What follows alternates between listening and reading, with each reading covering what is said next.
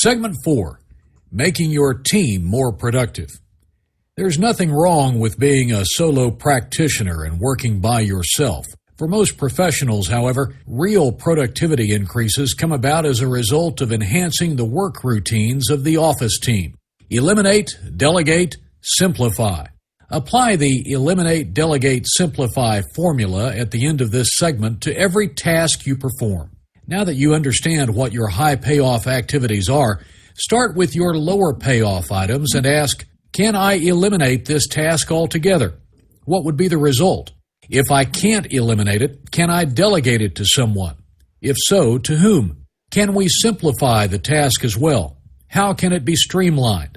Obviously, there is no reason to continue a task merely for the sake of continuing it. Everything you do should have a positive purpose. If a task is outmoded or no longer needed, stop devoting the time. Delegation often requires that you teach a staff member to perform a particular task. The training matrix at the end of this segment may help.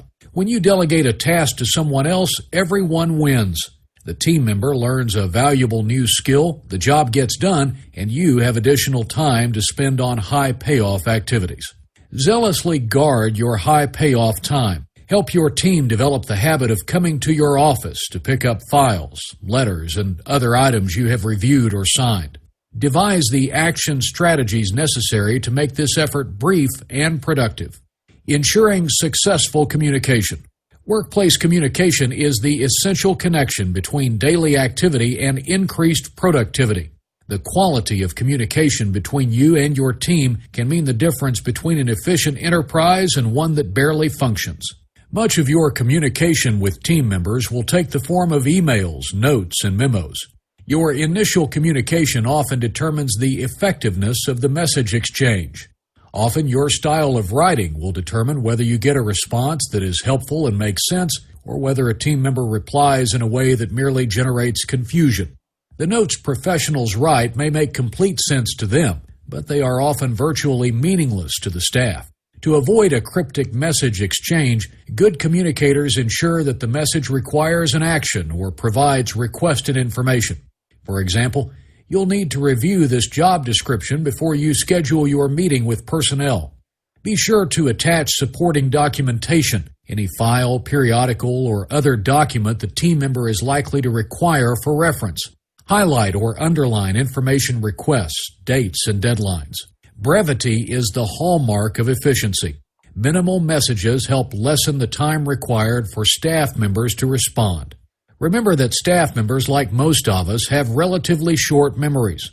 An employee with whom you had a specific conversation yesterday should not be expected to remember every detail of the chat today. Instead of relying on an employee's memory, rely on your own pencil or keyboard. Write a note that will quickly remind your team member of the conversation and the action to be taken.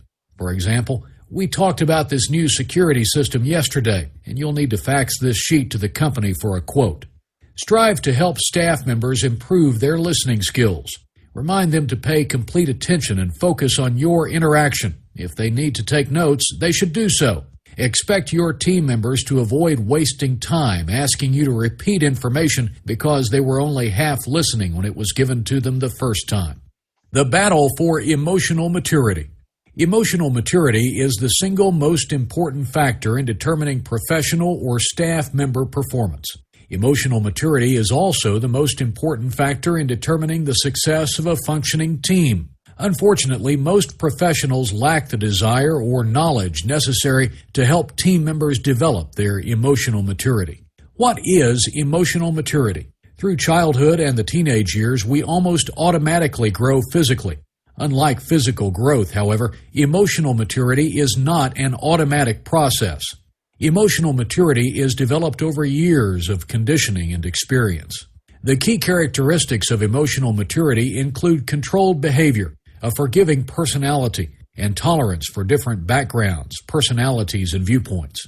Emotionally mature individuals are easy to spot. They are usually encouraging and consistent in their behavior at work and at home. The characteristics of emotional immaturity are dramatically opposite: negative attitudes, constant anger, and defensiveness.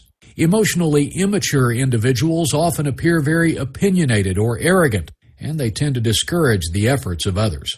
The level of emotional maturity attained by your staff members is important because emotional maturity affects how they act toward others and how they feel about themselves. Emotional maturity directly influences team member behavior, words, and actions on and off the job.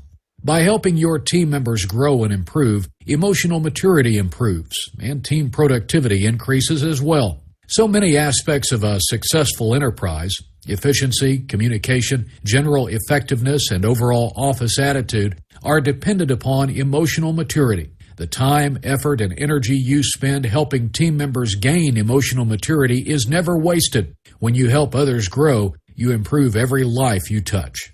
Sharing the challenge of the future. Most likely you have spent years preparing for the position you now occupy. Unfortunately, the same degree of training and skill seldom applies for hourly or career employees. Staff members are seldom trained to manage themselves or to manage any aspect of an enterprise. Managing your own activity within a busy office environment is never an easy process. From the staff member's perspective, much day-to-day task management is trial and error. What seems to work is repeated, and what doesn't work once is often never tried again. That's why many staff members tend to act in ways that infuriate professionals, but those actions seem perfectly logical to the staff member. Often staff members believe businesses and the professionals who run them have no financial difficulties. Of course, you know otherwise. Your enterprise may be saddled with substantial debt. The need to generate enough cash to repay that debt, fund the operation of the business, and make the payroll adds stress to your situation. Do not be afraid to share some of your challenges and concerns with your staff members. Talk with your team about the items on your top 10 list and explain how achieving those objectives will take the business beyond present limitations. Only when team members know where you are going will they be motivated to help you get there. As you help your staff develop empathy for your situation, you foster emotional maturity and allow them to see the success of the enterprise from an entirely new perspective. You are no longer merely the source of a paycheck. Your mission, cause, or crusade becomes theirs as well. By learning to properly manage and protect your time, communicate effectively, and work together as a team, your staff members can play a vital role in the success of your business. The result is a higher level of achievement for everyone involved. Remember to read or listen to this segment once a day for at least 5 days. Listening with spaced repetition helps you internalize the ideas presented here. Complete the participant response sheet and application exercises before your next coaching session.